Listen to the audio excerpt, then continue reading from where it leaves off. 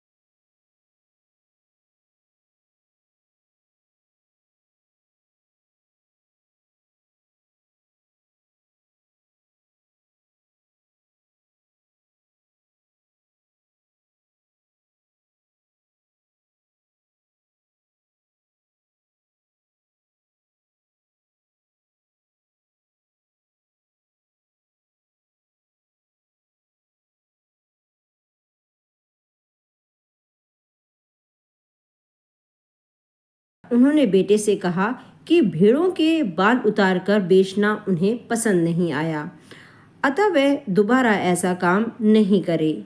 लेकिन भेड़ों के साथ 100 बोरे जो अवश्य लेके आए जब वह वापस आएगा।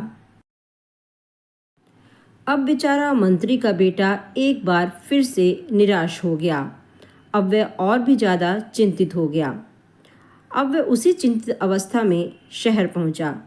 वह लड़की उसे फिर मिल गई।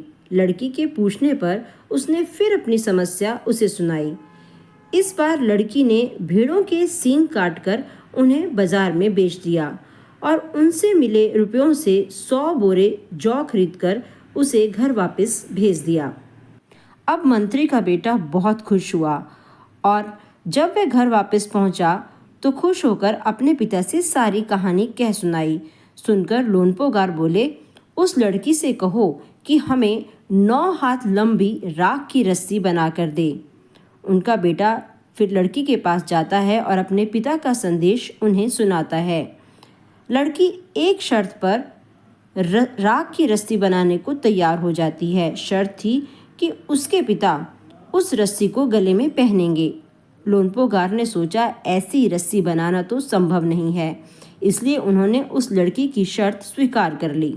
तो दोस्तों, अगले दिन लड़की ने 9 हाथ की रस्सी लेकर उसे पत्थर की सिल पर रखकर जला दिया। रस्सी के जलने के बाद उसी के आकार की राख बच गई। लड़की उसे सिल समेत लोनपोगार के पास ले गई और उसे पहनने को कहा। लोनपोगार राख की रस्सी देखकर काफी दंग रह गया।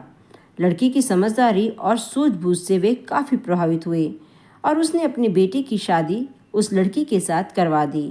इस प्रकार अब लोनपोगार निश्चिंत थे, क्योंकि उनके साथ उन्हें मालूम था कि उनके बेटे के साथ अब एक समझदार लड़की का साथ है। तो दोस्तों, आपको ये छोटी सी स्टोरी राख की रस्सी कैसी लगी? अगर अच्छी लगी है तो ज़्यादा से ज़्यादा लाइक और शेयर ज़रूर कीजिएगा। दोस्तों, चलते चलते मैं आपको एक जानकारी देने जा रही हूँ कि इस कहानी में लोनपोगार के बेटे और लड़की का कोई भी नाम नहीं था। मैं आपको कुछ नाम बता रही हूँ, आपको इनमें से कौन से नाम पसंद आए वो आप कमेंट बॉक्स पे लिख के बता सकते हैं। नाइमा, डावा, मिगमार, लाखपा, नुखू, फोरदोरजे। अब ये कोई खाने की चीज़ें या घूमने की जगहों के नाम नहीं हैं, ये हैं तिब्बतियन बच्चों के कुछ नाम। ये सारे नाम तिब्बत में शुभ माने जाते हैं, जैसे कि नाइमा। नाइमा रविवार को जन्म लेने वाले बच्चों को मानते हैं। इससे बच्चे को उस दिन के देवता सूरज जैसी शक्ति मिलती है, तभी उन्हें नाइमा नाम से पुकारा जाता है। और जैसे जैसे इस बच्ची का नाम या लड़के का नाम नाइमा लिया जाता है, ऐसा माना जाता है कि उनकी शक्ति भी सूरज जैसी बढ़ती जाएगी। अब सोमवार को जन्म लेने वाले बच्चों का नाम डावा रखा जाता है। यह लड़का लड़की दोनों का नाम हो सकता है। तिब्बती भाषा में डावा के दो मतलब होते हैं, सोमवार और चांद। यानी कि डावा चांद जैसी रोशनी फैलाएगा और अंधेरा दूर करेगा। अब तिब्बत में दोलमा नाम भी बहुत प्रसिद्ध है।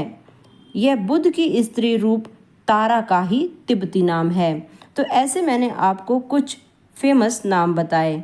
तो दोस्तों, आपको ये छोटी सी जानकारी कैसी लगी? अगर अच्छी लगी है तो मेरे इस वीडियो को ज़्यादा से ज़्यादा लाइक और शेयर कीजिएगा, ताकि ये 5th क्लास के बच्चों के काम आ सके।